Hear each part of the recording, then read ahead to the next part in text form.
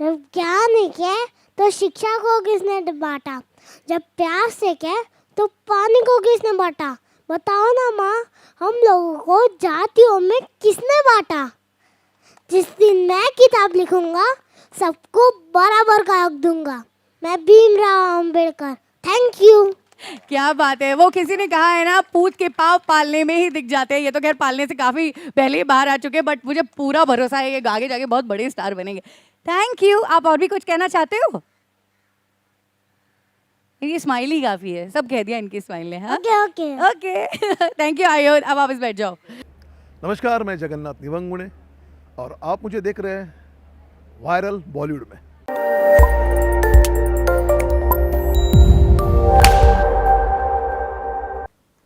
बहुत बहुत स्वागत है सर आपका। अब मैं चाहती हूँ आप हमारे शो के बारे में सभी को बताएं। सबसे पहले मैं भारत रत्न और बोधिसत्व डॉक्टर बाबा साहब अम्बेडकर को नमन करता हूँ। हम सब जानते हैं कि doctor Ambedkar, the principal architect of Indian constitution, is nothing but a symbol of knowledge and symbol of social equality. हमारे देश को एक महान देश बनाने में जिन्होंने प्रयास किए, इस मॉडर्न इंडिया का निर्माण करने के लिए जिन्होंने काम किया, उसमें से महत्वपूर्ण नेता, makers of modern India doctor Ambedkar थे। ये सब हम जानते हैं। NTV का मैं धन्यवाद करना चाहता हूं कि उन्होंने पहली बार हिंदी मीडिया में, हिंदी टेलीविज़न पर बाबा साहब की जीवन कथा को साकारने का प्रयास किया है। मुझे बड़ी खुशी है कि डॉक्टर बाबा साहब अम्बेडकर का अध्ययन मैं कई सालों से कर रहा हूं। 30 साल से तो करीब करीब इस विषय से जुड़ा रहा हूं। गवर्नमेंट ऑफ महाराष्ट्र के द्वारा जो writing and speeches of doctor BR Ambedkar के 22 वॉल्यूम आज तक प्रकाशित हो चुके हैं। मेरा ये सौभाग्य रहा है कि उसका संपादन करने का मौका मुझे मिला। उसका संपादन करते करते बाबा साहब के विचारों से परिचित होकर मुझे ये लगा कि बाबा साहब के बारे में एक सीमित इमेज बनाई गई है। वे एक देश के विशिष्ट लोगों के ही नेता थे, इस तरह से उन्हें आज तक प्रोजेक्ट किया गया है, जो कि मुझे लगता है गलत है। मैं 3 उदाहरण देना चाहूँगा। आज 2019 में हम हैं। 100 साल पुरानी बात है। 1919 में बाबा साहब ने किताब लिखी थी जिसका नाम था small holdings in India and their remedies.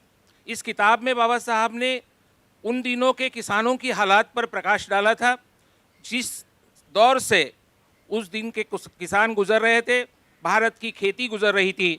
उसकी बात करते हुए उन्होंने कहा था कि खेती के लिए अगर हम जल्द से जल्द इंडस्ट्रियल स्टेटस प्रोवाइड नहीं करेंगे, जो दाम मिलता है किसानों को वो देते समय प्रोडक्शन कॉस्ट का हिसाब नहीं लगाएंगे, और बर्डन ऑन द एग्रीकल्चर उसको अगर हम शिफ्ट नहीं करेंगे, किसान अपने बच्चों को खेती में ही रखेंगे, तो ज़्यादा दिन तक ये नहीं चलेगा। उनको वहाँ से हटाकर किसी को इंडस्ट्री में भेजना होगा, किसी को कॉमर्स में, किसी को शिक्षा क्षेत्र में, और एक बच्चे को एटलीस्ट सर्विस सेक्टर में भी। और डॉक्टर अम्बेडकर ने ये भी कहा था उस किताब में, अगर ऐसा हम नहीं करते हैं तो Indian agriculture will be in danger zone. आज हम देखते हैं कि हमारे देश में लाखों किसानों ने खुदकुशियाँ की हैं और ये दौर आज भी चालू है। मैं समझता हूँ कि बाबा साहब की 100 साल पुरानी ये किताब अगर लोगों के सामने होती तो शायद लोग समझ जाते कि किसानों के लिए बाबा साहब ने क्या कहा था, क्या लिखा था, क्या काम किया था। दूसरी बात मैं आपके सामने रखना चाहूँगा। डॉक्टर अम्बेडकर 1942 में ब्रिटिश इंडिया के मंत्री थे, लेबर मिनिस्टर थे, हम सब जानते हैं। लेकिन उन दिनों वो ऊर्जा मंत्री थे, वो सिंचाई मंत्री थे, वो सिविल एविएशन मंत्री थे, कई डिपार्टमेंट वो संभाल रहे थे। तब 1943 में कटक में भाषण करते हुए उन्होंने कहा था, India wants development. In my mind development is nothing but बिजली, सड़क, पानी। बिजली, सड़क, पानी ही डेवलपमेंट है। ये 1943 की डॉक्टर अम्बेडकर की बात सिर्फ भाषण नहीं है। उन्होंने मंत्री के रूप में 5 साल तक काम करते हुए 2000 साल में भारत की ऊर्जा की ज़रूरत कितनी होगी, पानी की ज़रूरत कितनी होगी, उसका हिसाब लगाकर जो काम किया था, जो गवर्नमेंट के लेवल पर काम किया था, वो अगर हम पढ़ते हैं, देखते हैं तो अचरज में डूब जाते हैं। डॉक्टर अम्बेडकर ने उन दिनों कहा था, energy literacy and water literacy is most important for India, जो कि आज के शब्द हमें लगते हैं। लेकिन ये 1943 के बाबा साहब के शब्द है। तीसरा उदाहरण मैं दे दूंगा। 1938 में जब भी वो मुंबई विधिमंडल में विधायक थे, उन्होंने परिवार नियोजन का बिल लाया था, जो कि देश का पहला बिल था। परिवार नियोजन किस लिए, एक ही बच्चा काफ़ी है, ऐसी बातें उन्होंने देश के सामने जो रखी थी। मुझे लगता है कि NTV के इस धारावाहिक के द्वारा बाबा साहब के कई अनहोने पहलू हम लोगों के सामने लाएंगे। और बाबा साहब पूरे भारत के नेता थे, सभी समाज के वर्गों के लिए उन्होंने काम किया था। ये हम इस धारावाहिक के माध्यम से लोगों के सामने रख पाएंगे, ऐसा मुझे पूरा विश्वास है। बाबा साहब ने 1942 में नागपुर के कॉन्फ्रेंस में भाषण करते हुए कहा था, किसी भी देश की, किसी भी समाज की प्रगति को अगर नापना है तो उस देश के, उस समाज के महिलाओं की प्रगति के आधार पर उसे नापना चाहिए। ये 2012 में इस विचार को यूनाइटेड नेशन ऑर्गेनाइजेशन ने स्वीकृत किया और तब से दुनिया के 200 देशों के रिपोर्ट्स हर साल 8 मार्च को प्रकाशित किए जाते हैं, जो कि बाबा साहब का विचार 1942 का था। मैं ये कहना चाहता हूँ कि किसानों के लिए, महिलाओं के लिए, मजदूरों के लिए, यहाँ तक कि मध्यम वर्ग के लिए, अपर कास्ट के लिए जो बातें बाबा साहब ने लिखी थी, 22 वॉल्यूम हैं। और उसके एडिटर के नाते मैं आपको कहूँगा कि ये पढ़ना जरूरी है, लेकिन हम नहीं पढ़ पाएंगे तो इस धारावाहिक के माध्यम से हम परिचित हो जाएंगे उससे। और मुझे पूरा विश्वास है कि हमारे सोबो फिल्म्स की स्मृति शिंदे जी, बॉबी अरोरा जी और हमारे NTV के विष्णु शंकर जी और अमिताभ रैना जी, उनके सभी साथी, मुझे पूरा विश्वास है कि जिस तरह से हम लोग काम कर रहे हैं कुछ महीनों से, बड़ी सफलता हम इसमें पाएंगे। इसके लेखक माननीय शांति भूषण जी और उनके सभी साथियों का भी मैं यहाँ जिक्र करना चाहता हूँ। मेरा सौभाग्य है कि मैं इस फिल्म से जुड़ा हुआ हूँ। मैं अब आपसे विनती करूँगा कि हमने जो प्रोमो इस धारावाहिक की बनाई है उसे देखते हैं। तो आइए, NTV पर 17 दिसंबर से हम देखने जा रहे हैं एक महानायक डॉक्टर BR अम्बेडकर, उसकी प्रोमो। जैसे कि आपने देखा 17 दिसंबर से रात 8:30 बजे NTV पे मंडे टू फ्राइडे यह शो ऑन एयर हो रहा है। ऑल राइट, अब इसके बाद अब बारी आती है कि मैं आपका परिचय कराऊं इस शो की एक महानायक डॉक्टर BR अम्बेडकर के कास्ट से और कलाकारों से। तो सबसे पहले मैं मंच पर बुलाने चाहती हूँ जो कि डॉक्टर BR अम्बेडकर की पिता की भूमिका निभा रहे हैं उनको। तो आइए जोरदार तालियों के साथ मंच पर स्वागत करते हैं श्री जगन्नाथ निवानगुणे जी का।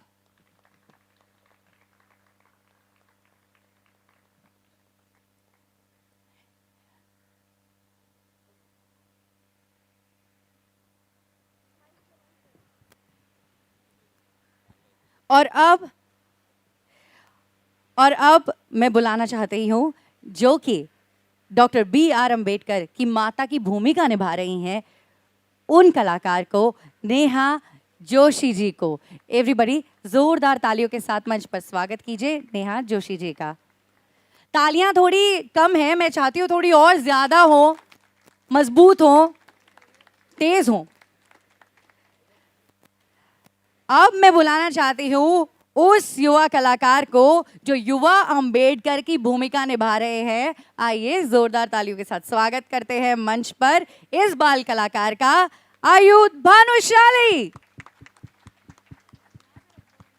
आयुध को आपने ऑलरेडी प्रोमो में देख लिया है, बड़ी शानदार तरीके से डायलॉग बोलते हुए। अब मैं आप तीनों से रिक्वेस्ट करूंगी, सबसे पहले नेहा जी आप वहां से शुरू करें, अपने किरदार के बारे में बताएं। यहां से शुरू करते हैं, जगन्नाथ जी आप शुरू करें। प्रणाम। वैसे तो मेरी पहली सीरियल है। मैं बहुत खुशनसीब हूँ कि डॉक्टर बाबा साहेब अम्बेडकर, इनके पिताजी का रोल करने का मुझे सौभाग्य मिला। मैं बहुत खुशनसीब हूँ कि इस रोल के लिए मुझे चुना गया। मैं आभारी हूँ NTV, आभारी हूँ सोबो फिल्म्स, स्मृति मैम, बॉबी सर, हमारे डायरेक्टर सर इम्तियाज, प्रतीक, सुमित, पूरा यूनिट हमें जो सहयोग दे रहा है इस कैरेक्टर के लिए। बहुत ही अच्छा कैरेक्टर मिला है। मैं खुद के बारे में थोड़ा सा कहूँगा, कम से कम 29-30 सालों से मैं थिएटर करता हूँ, मराठी सीरियल्स बहुत किए, लेकिन हिंदी सीरियल ये मेरी पहली है। मुझे पता नहीं था कि शायद मैं बाबा साहेब अम्बेडकर इनके पिताजी का रोल कर पाऊंगा। अच्छा किरदार दिया। मैं फिर से आभारी हूँ INTV and Shobha films. Thank you so much. बहुत बहुत धन्यवाद आपका जगन्नाथ जी। अब मैं नेहा जोशी जी से आग्रह करूंगी कि वे अपने किरदार के बारे में बताएं। भारत रत्न डॉक्टर बाबा साहेब अम्बेडकर को प्रणाम करके मैं आप लोगों से बात करना शुरू करती हूँ। एक बहुत बड़े व्यक्ति के साथ मैं अभी बैठी हूँ। अभी इन्होंने जो कुछ कहा है उसके बाद मुझे ऐसे लगता है कि मुझे कुछ कहने की ज़रूरत भी नहीं है और मेरी पात्रता भी नहीं है। डॉक्टर बाबा साहेब अम्बेडकर की माँ का किरदार मैं निभा रही हूँ, भीमाबाई रामजी सकपाल। ऐसे लगता है कि मेरे कंधों पे किसने बहुत बड़ा बोझ रख दिया है। ऐसे लगता है कि पिछले 15 दिनों से बहुत झुक झुक के चल रही हूँ। ये बहुत बड़ी रिस्पॉन्सिबिलिटी है। हमें पता है कि जिस पेड़ की नींव मजबूत होती है वही पेड़ आगे जाके बहुत बड़ा वृक्ष कहलाता है। तो इस नींव के मजबूत होने में जो उनके माता पिता का हाथ था, उनके संस्कार थे, वो हमें दिखाने हैं। और भीमाबाई सकपाल के बारे में मैं पढ़ रही हूँ। बहुत कुछ साहित्य मराठी में है, वो मैं पढ़ रही हूँ। तो ये एक हाउस मेकर थी, लेकिन हम जो कहते हैं कि एक अंदरूनी शक्ति होती है हर स्त्री की, जो भीमाबाई की बहुत ज़्यादा थी। अपने पति पे उनको बहुत विश्वास था। वो जानती थी कि राम जी जो भी करते हैं वो बहुत विचार के साथ करते हैं। वो पढ़ते थे, किताबें पढ़ते थे, तो उनका अभ्यास था कुछ चीज़ों के बारे में।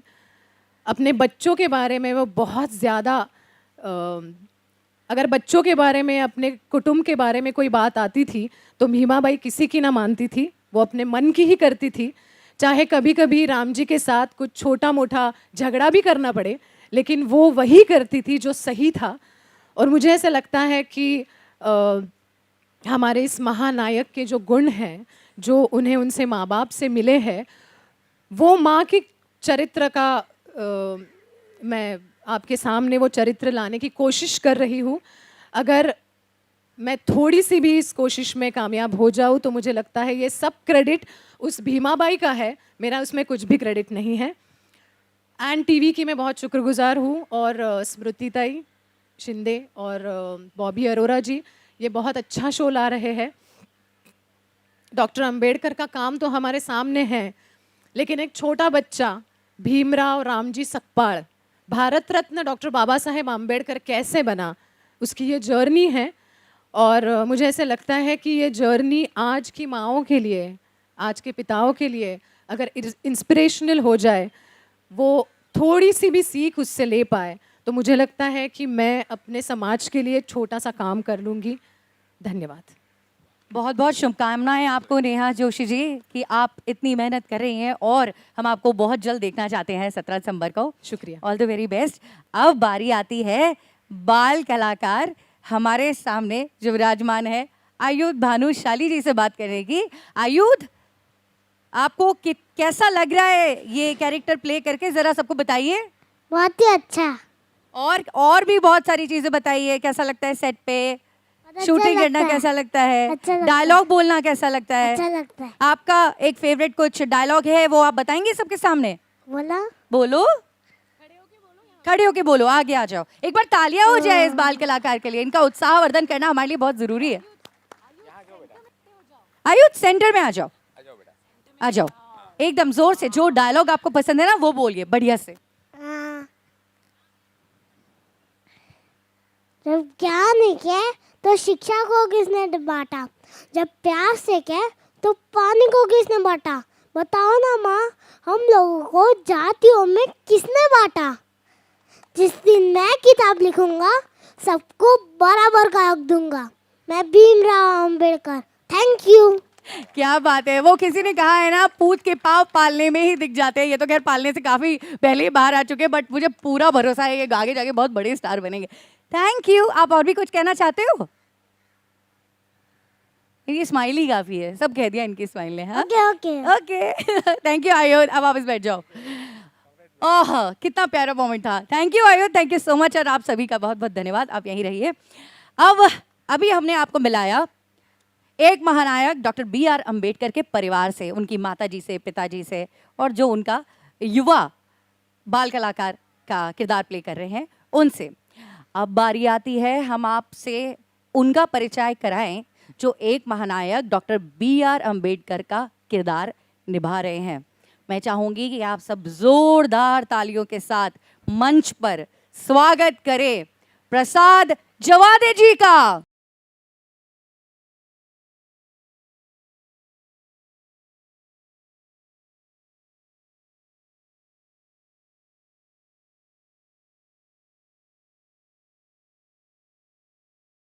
बहुत बहुत स्वागत है। हाँ बिल्कुल, all yours, podium is all yours. तालियां ना, मैं चाह रही हूँ थोड़ी अच्छे से बजती रहेंगी ना तो हमें भी बहुत अच्छा लगेगा, एक ऊर्जा बनी रहेगी।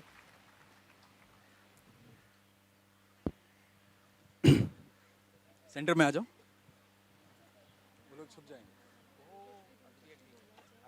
नमस्ते, मेरा नाम प्रसाद जवादे। एक महानायक डॉक्टर B.R. अंबेडकर इस धारावाहिक में मैं डॉक्टर भीमराव अंबेडकर जी का किरदार निभा रहा हूँ।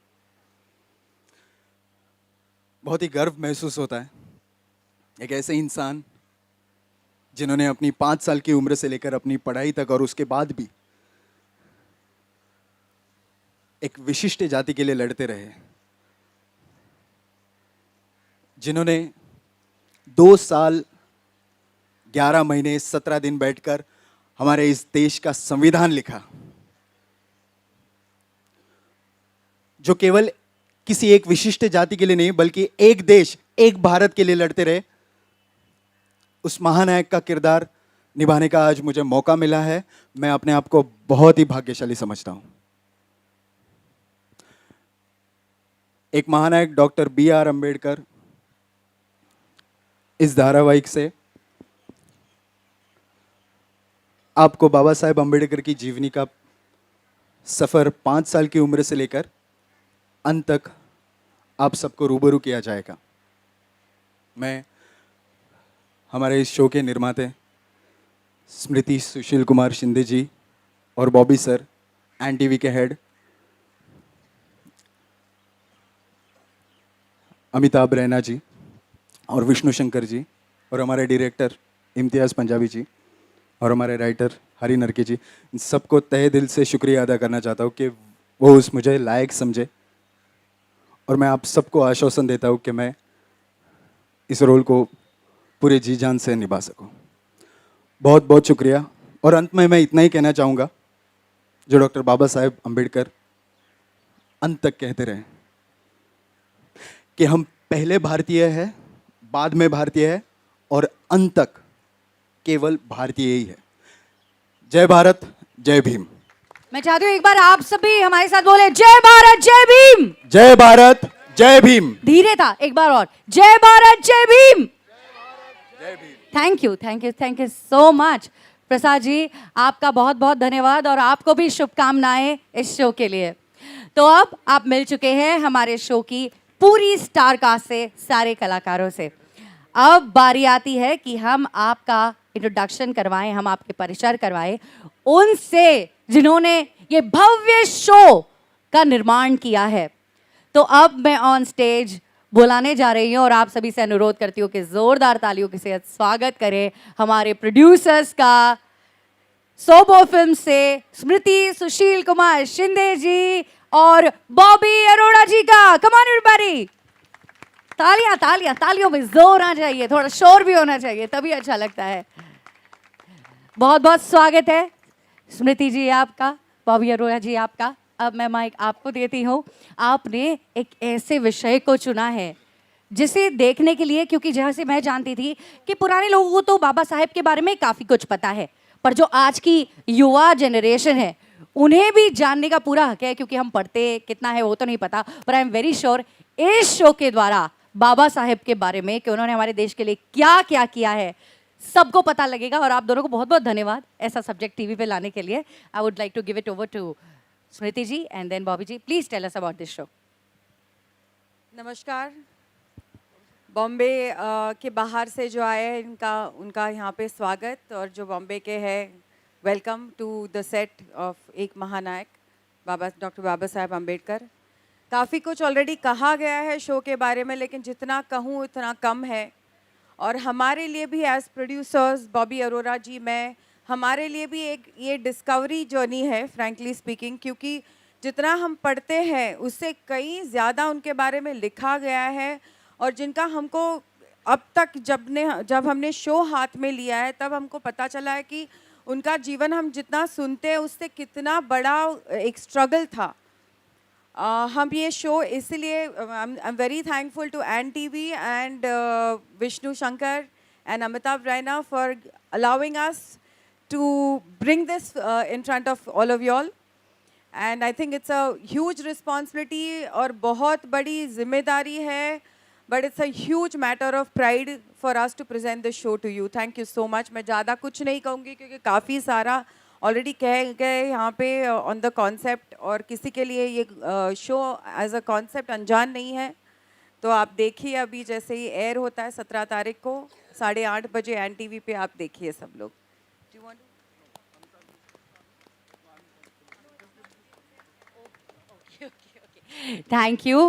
Thank you Smriti, Sushil Kumar Shinde ji, and thank you Bobby Arora sir. Thank you so very much. And अभी आपने हमारे प्रोड्यूसर्स से मुलाकात की, उनके बारे में जाना। अब मैं ऑन स्टेज बुलाना चाहती हूँ हमारे जो डायरेक्टर हैं इस शो के, इम्तियाज़ पंजाबी जी। उन्हें तो ज़ोरदार तालियों के साथ स्वागत कीजिए इम्तियाज़ पंजाबी जी का।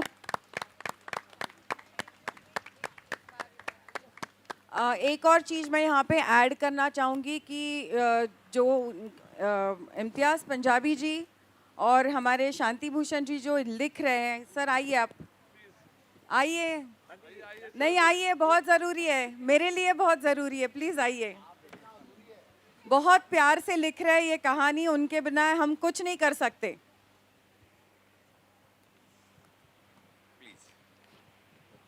ये हमारे शो के दीप स्तंभ में बोलूँ तो भी कम है, क्योंकि ये जिस तरह से कहानी बहुत प्यार से लिख रहे हैं, हम जब पढ़ते हैं, जब ये इनका नरेशन होता है तो हमारे सबकी आंखों में आंसू आ जाता है। बहुत ही प्यार से लिखा है, बहुत ही इमोशन के साथ लिखा है। तो शांति भूषण जी प्लीज़।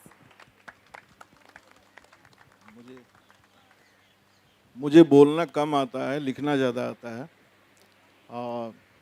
बट मैं सबसे पहले धन्यवाद दूंगा एन टीवी को, विष्णु शंकर, अमिताभ रैना, सोवो फिल्म्स, स्मृति जी, बॉबी जी। मैं सबका आभारी हूं कि मुझे इतना कठिन कार्य दिया। मेरे लेखकी जीवन की सबसे बड़ी जिम्मेदारी। मैं कभी लिखने से डरा नहीं, लेकिन जब से मैं बाबा साहब के बारे में लिखने के लिए हाँ कहा, तब से मेरे अंदर एक डर सा रहता है कि इतने बड़े व्यक्तित्व के बारे में कहीं कुछ गलत न लिख दूं। नरके साहब हैं, गलती होने नहीं देते हैं, मार्गदर्शक के रूप में हमेशा साथ में रहते हैं और बताते रहते हैं।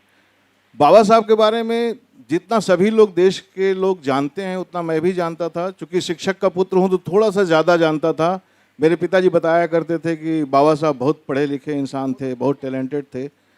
लेकिन जब लिखने के लिए जब मुझे कहा गया और तब मैं अध्ययन करना शुरू किया, तो मुझे लगता है कि मेरा बचा हुआ जीवन, शायद मैं अगर पूरा जीवन दे दूं बाबा साहब के काम और उनके संघर्ष और उनके जीवन को समझने में, तो शायद मेरा बचा हुआ जीवन कम पड़ेगा, एक बार फिर से जन्म लेना पड़ेगा। और मुझे लगता है कि हमें इतिहास में बाबा साहब को ठीक से पढ़ाया नहीं गया, इतिहास में बाबा साहब को ठीक से जगह नहीं दी गई। लेकिन अब हमारी जिम्मेदारी है कि हम अपने बच्चों को उनके बारे में सही सही बता सकें, जो हमारे बारे में सही सही सोचे हैं, हमारे लिए कुछ सही सही काम किए हैं। और बाबा साहब आधुनिक भारत के सबसे बड़े नेता इंसान हैं जिन्होंने सबसे महत्वपूर्ण कार्य किया है।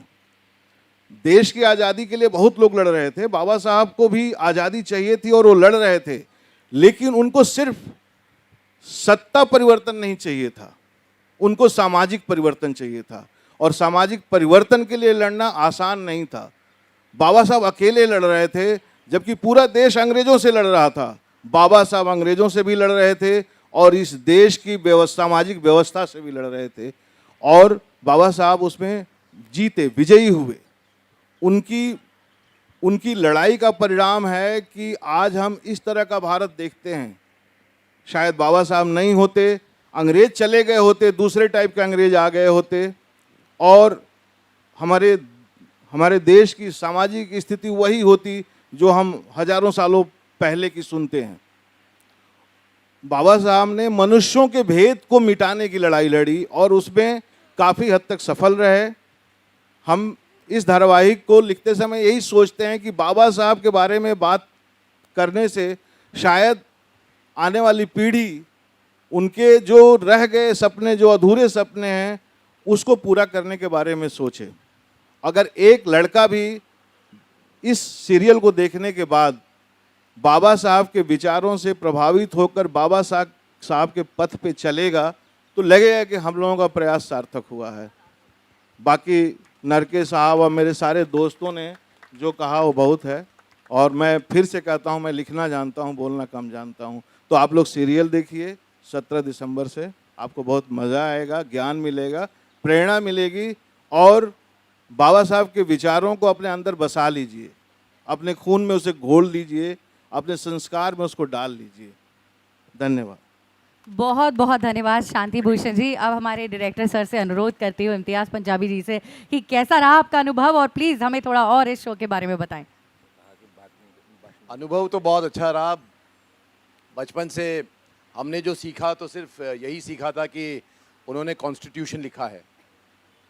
बहुत सारी ऐसी चीज़ें थी जो हम नहीं जानते थे। अब जब हम सीरियल कर रहे हैं, आहिस्ते आहिस्ते जो पर्दे खुल रही हैं और जो हम पढ़ रहे हैं उनके बारे में, उससे हमको पता चलता है वो कितने महान इंसान थे। मैं बस इतना कहूँगा कि एक बहुत बड़ी रिस्पॉन्सिबिलिटी दी गई है मुझे, मेरे प्रोड्यूसर्स ने, मेरे चैनल ने, तो मैं अपनी पूरी काबिलियत से इसको निभाने की कोशिश करूँगा।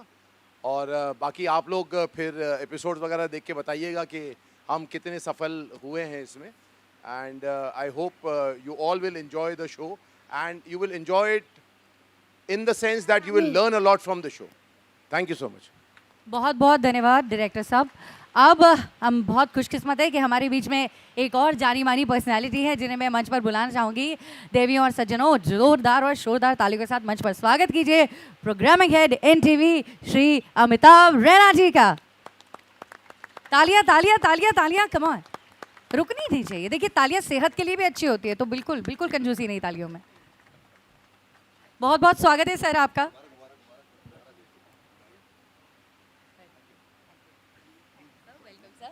Amitabh sir, I would request you to please take the center stage because this is extreme corner and I want everybody to see you. तो अमिताभ सर, आपका अनुभव कैसा रहा? अमिताभ सर, आपका अनुभव कैसा रहा और इस शो को लेकर आप क्या कहना चाहते हैं? सो ऑलरेडी जो जितने लोग हमारे बीच में हैं यहाँ पे वो कह चुके हैं, बात कर चुके हैं। हमारा सिर्फ इतना है कि इतनी बड़ी रिस्पॉन्सिबिलिटी हमारे को एज चैनल मिली है, तो वो रिस्पॉन्सिबिलिटी हम बखूबी निभाएं। और जिन जिन लोगों को सिर्फ इतना मालूम था कि सिर्फ कॉन्स्टिट्यूशन लिखा और कुछ नहीं, हिंदुस्तान को बनाने वाले बाबा साहब, उनके बारे में ठीक कह सके, हम लोग प्रॉपरली हम लोग एक्सप्लेन कर सके, तो वही बहुत बड़ी बड़ी बात होगी। That is responsibility for us. That's it. Thanks a lot. Thank you. बहुत बहुत धन्यवाद सर। और अब आपके सामने फिर से बता दूं, हमारे शो के कलाकार हैं, शो के प्रोड्यूसर्स हैं, शो के डायरेक्टर हैं, और अमिताभ सर हैं, और उधर हैं हमारे शो के लेखक। तो पूरी टीम हमारी मंच पे मौजूद है। अब आपको स्टेज ओपन करती हूँ फ़ोटो अपॉर्चुनिटी के लिए, तो आइए और आप फ़ोटो जैसे भी हमारे प्रोड्यूसर्स के साथ, कलाकार जिसके साथ लेना चाहते हैं आप ले सकते हैं। Alright, please come forward and the stage is open for the photo opportunity. Can I have बाल बाबा साहेब की बुआ जी also on stage? जोरदार तालियों से स्वागत कीजिए बुआ जी का.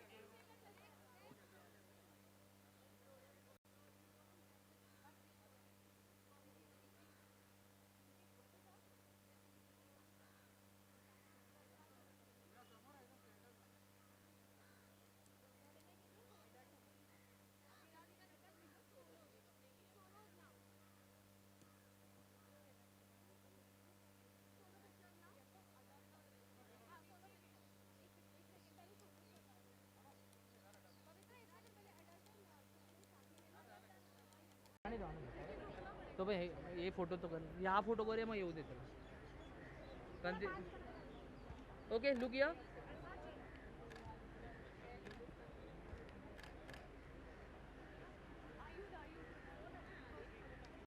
राम जी भी का परिवार बहुत बड़ा था। उनको 14 पुत्र थे, बेटियां बेटी, ऐसे रामजी अम्बेडकर ये 14वें पुत्र थे उनके। उनमें से कम 8 गुजर गए, 6 बचे थे। 8 जो 1-1.5 साल के अंतर में ही वो चल बसे। रामजी अम्बेडकर ये 14वें रत्न थे। जब भी वो पैदा हुआ था तभी उनको लग रहा था कि नहीं, ये बड़ा होके कुछ बनेगा। उनकी ऐसी इच्छा थी कि भीमराव बहुत पढ़े, आगे बढ़े। जो भीमराव को कहते थे, बाकी बच्चों से भी कहते थे कि शिक्षा मत कभी भी छोड़ना। शिक्षा जीवन में बहुत आपके एक पर्सनालिटी को एक अलग सा रूप देती है।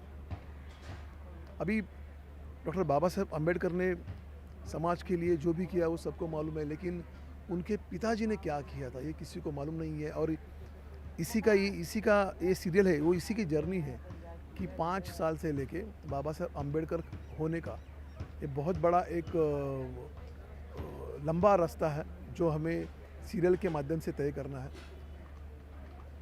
मैं आभारी हूँ INTV का, मैं आभारी हूँ सोबो फिल्म्स का, मैं आभारी हूँ स्मृति शिंदे, बॉबी सर का, मेरे डायरेक्टर इम्तियाज़ सर, इनका भी बहुत आभारी हूँ कि इन्होंने मुझे इस रोल के लिए चुना।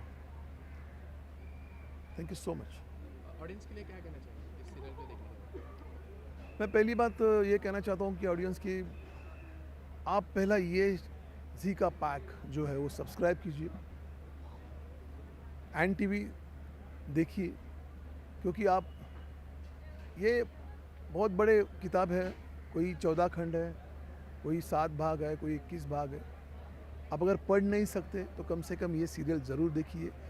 ये सीरियल देखने से आपको ऊर्जा मिलेगी, एक प्रकार की आपके जीवन में एक अलग सा बदलाव लाएगी ये सीरियल ये देखने के बाद भी, कि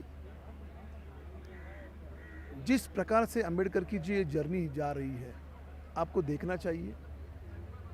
और मैं दर्शकों को ये कहना चाहूँगा ज़रूर कि जो राम जी ने किया वो हर एक पिता ने करना चाहिए, माँ ने करना चाहिए। राम जी का जो सपना था कि मेरे बच्चे पढ़े लिखे, और हर एक पिता का सपना रहता है कि अपने बच्चे पढ़े लिखे, अपने देश के लिए कुछ करें। धन्यवाद। How excited I am equally excited as you people are. जैसे मैं देख सकता हूँ कि काफ़ी तादाद में लोग आए हैं, तो बहुत ज़्यादा एक्साइटमेंट है, उसके बावजूद बहुत बड़ी रिस्पॉन्सिबिलिटी है। तो कोशिश है कि लोगों तक, ज़्यादा से ज़्यादा लोगों तक ये बात पहुँचे कि बाबा साहब किसी एक विशिष्ट जाति के लिए नहीं बल्कि एक देश के लिए लड़े थे, एक भारत के लिए लड़े थे।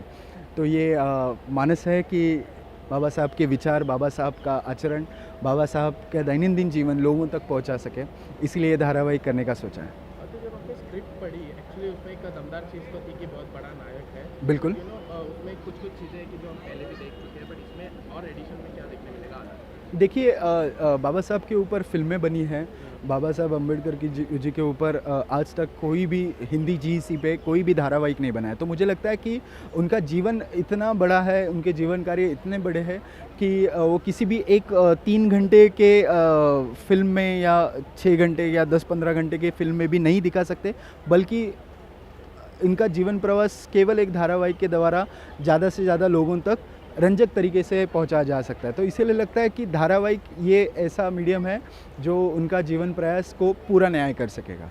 तो आप इनके बारे में स्क्रिप्ट साइन करने से पहले क्या कुछ जानते हैं? बिल्कुल, बाबा साहब जी के बारे में हम लोग बचपन से पढ़ते आ रहे हैं, बट बहुत संक्षिप्त में। तो पर आज जब मैं उनके बारे में पढ़ रहा हूँ, तब मुझे समझ में आ रहा है कि उनका जीवन कार्य हमारे सोच के परे है। आज जिस आज़ाद देश में हम घूम रहे हैं, वो केवल बाबा साहब जी की सोच की वजह से घूम रहे हैं।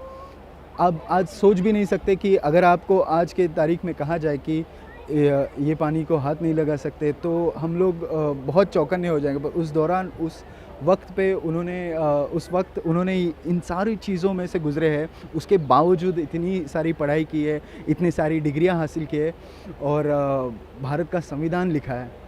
तो मुझे लगता है बस उनके सामने नतमस्तक होकर हाथ जोड़ के इस सीरियल को इस किरदार को निभा सकते हैं और पूरी कोशिश रहेगी कि इस किरदार को पूरा न्याय दे सकूं। तो इतने बड़े महानायक की बड़ी सीरियल को आप सेंट्रल रोल प्ले कर रहे हैं, तो क्या कुछ प्रेशर फील कर रहे हैं उसके साथ डील करने? बिल्कुल प्रेशर है, क्योंकि ऐसा है कि कोई भी चीज़ जो हिस्ट्री में फैक्ट्स पेश की गई है, उसके अलावा हम कुछ भी गलत करते हैं तो शायद हमारे ऊपर उंगलियां उठ सकती हैं। तो हमारी पूरी कोशिश है। हमारे साथ एक बहुत अच्छी टीम है। हमारे साथ प्रोफेसर हरी नरके जी है, जिन्होंने अभी इंडियन कॉन्स्टिट्यूशन के जो कॉपीराइट्स लिख रहे थे। तो वाजिब है कि हमसे कोई गलती हो नहीं सकती, उसके बावजूद अगर कुछ हो भी जाता है तो शायद हमारे दर्शक उतने सजग है कि हमको संभाल लेंगे और हम तक वो बात भी पहुंचाएंगे ताकि हम उसमें सुधार ना ला सकें। तो अब तक शूटिंग जो हुई है, तो कैसा क्या कुछ? देखिए, अभी फ़िलहाल सिर्फ बचपन का दौर चालू हुआ है। बाबा साहब का जीवन प्रवास, जीवन का सफ़र जो है वो 5 साल की उम्र से लेकर उनके अंत तक संविधान लिखने तक का दर्शाया जाएगा। उसमें अभी फ़िलहाल जो चालू हुआ है वो 5 साल की उम्र से चालू हुआ है। आपको 3 अलग अलग एक्टर्स दिखाई देंगे बाबा साहब अम्बेडकर जी की भूमिका निभाते हुए। तो अभी फ़िलहाल 5 साल की उम्र में आयुध करके जो है वो निभा रहा है और उसके बाद उनकी शादी हुई थी 15 साल की उम्र में, वो दिखाया जाएगा। और उसके बाद जब वो लंदन से वापस आए थे तब शायद मैं टेक ओवर करूँगा। तो लास्ट में ऑडियंस के लिए क्या कहना चाहेंगे? मैं यही कहूँगा कि आज तक बाबा साहब अम्बेडकर जी का कार्य बहुत कम जगह पर दिखाई दिया। तो इस धारावाहिक के द्वारा आप सबको बहुत डिटेल में सारी चीज़ें दिखाई गई। केवल उनका कार्य पर उनका निजी जीवन भी उनका उसमें दिखाया जाएगा। सोमवार से शुक्रवार 8:30 बजे NTV पे एक महानायक doctor BR Ambedkar. Thank you so much. सबकी नई सीरियल आ रही है, एक महानायक अम्बेडकर, तो क्या कुछ एक्साइटमेंट, क्या कितना नर्वस फील? नर्वस फील करने से ज़्यादा मुझे लगता है कि जिम्मेदारी की भावना ज़्यादा है, क्योंकि जो किरदार मैं निभा रही हूँ इसमें भारत रत्न डॉक्टर बाबा साहेब अम्बेडकर की माँ का, भीमाबाई रामजी सकपाल, जो खुद एक बहुत बड़े घर से आती थी।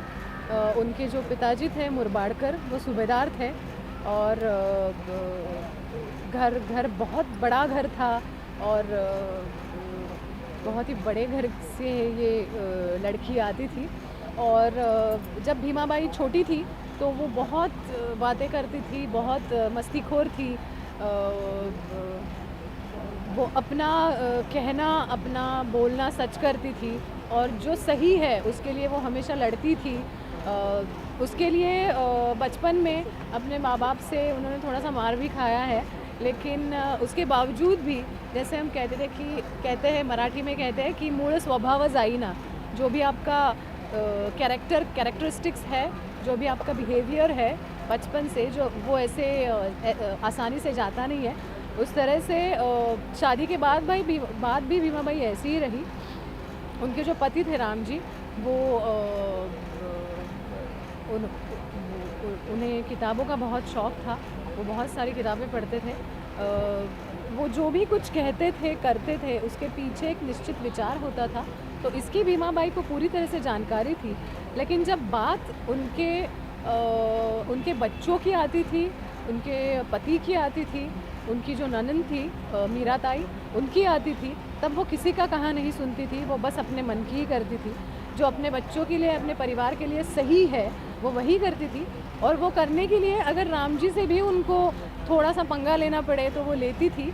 और ऐसे लिखा गया है रेफरेंसेस में कि जब राम जी और उनकी थोड़ी छोटी बहुत, जैसे हर परिवार में होती है, कुछ अनबन होती थी, तो राम जी हमेशा हार मानते थे और भीमा बाई इस अनबन में जीत जाती थी।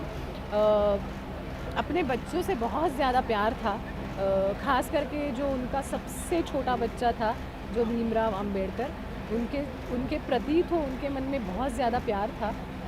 14 बच्चों को इस औरत ने जन्म दिया था, उसमें से 9 बच्चों की मौत हो चुकी थी बहुत ही छोटे उम्र में। उसके बावजूद इस औरत का जो दृष्टिकोण था जीवन की तरफ, वो बहुत ही ज़्यादा सकारात्मक था, और इसकी वजह से ही जो संस्कार भीमराव को उन्होंने दिए वो दे पाई। इन्हें माइग्रेन की प्रॉब्लम थी, और जिस हेल्थ इशू के बावजूद भी वो घर का सब करती थी, सब लोगों का करती थी, और कभी थकती नहीं थी, मतलब मन से थकती नहीं थी, शरीर से थक जाती थी। और जब भीमराव अंबेडकर 5-6 साल के थे तभी उनकी मौत हो गई थी इस बीमारी की वजह से। तो ये बहुत बड़ी जिम्मेदारी लगती है मुझे कि एक इंस्पिरेशन आज की पेरेंट्स के लिए सेट करना है, और आज के बच्चों के लिए एक इंस्पिरेशन सेट करना है, तो बहुत एक्साइटमेंट है। तो आपका जो रोल है, लाइक आपने जो बोला माइग्रेन की प्रॉब्लम की, आपका जो अटायर है महाराष्ट्रियन रोल है, बट हिंदी में थोड़ा करना है बिकॉज ये सीरियल हिंदी है, तो उसके लिए क्या कुछ तैयारियाँ करनी पड़ी और क्या कुछ रिसर्च किया? रिसर्च के लिए हरी नरकी जी जो है, जो खुद एक बहुत बड़े अभ्यासक है डॉक्टर बाबा साहेब अम्बेडकर के, तो वो रिसर्च सब कर रहे हैं और उनसे ही हम सब सीख रहे हैं। हमारे जो डायरेक्टर हैं इम्तियाज़ जी, उन्होंने भी बहुत कुछ पढ़ा है और उनसे भी कुछ सीखने के लिए मिलता है। मैं भी अभी 2-3 किताबें पढ़ रही हूँ। चांगदेव खैरमोड़े जी की जो किताबें लिखी हैं डॉक्टर बाबा साहेब अम्बेडकर के ऊपर, वो पढ़ रही हूँ। धनंजय कीर जी की एक किताब है, वो पढ़ रही हूँ। मैंने अभी अपना जो अभ्यास है वो बस भीमा ताई तक ही सीमित रखा है, भीमा बाई तक, क्योंकि अभी मेरा फोकस वही है।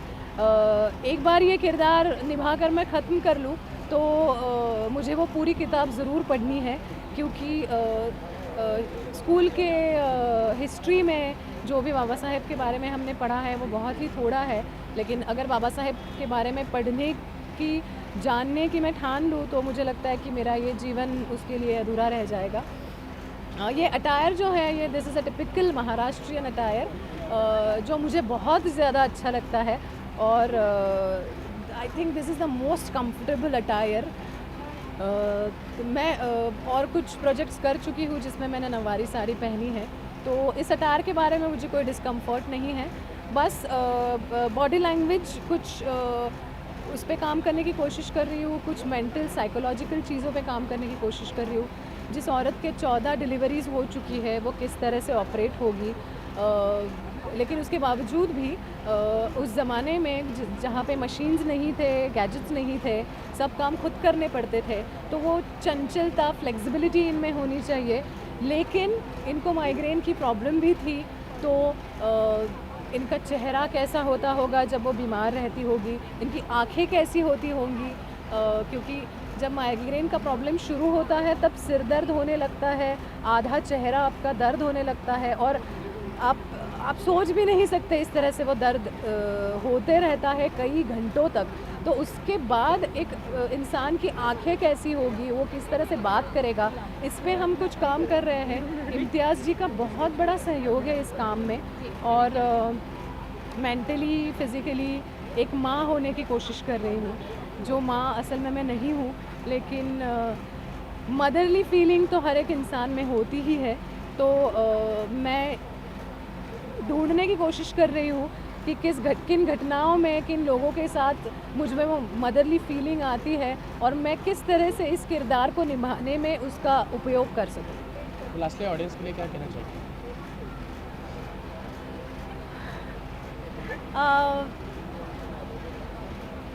ये जो हम धारावाहिक कर रहे हैं उसका फोकस ये है कि एक छोटा बच्चा भीमराव रामजी सकपाल जो भारत रत्न डॉक्टर बाबा साहेब अम्बेडकर बने, उनकी जर्नी कैसी थी, किस तरह के संस्कार उन पे हुए थे जब वो छोटे थे, किस तरह से उनका दृष्टिकोण बनाया गया था दुनिया के लिए, उसके माता पिता का उसमें क्या सहयोग था, ये इसका मेन फोकस पॉइंट है।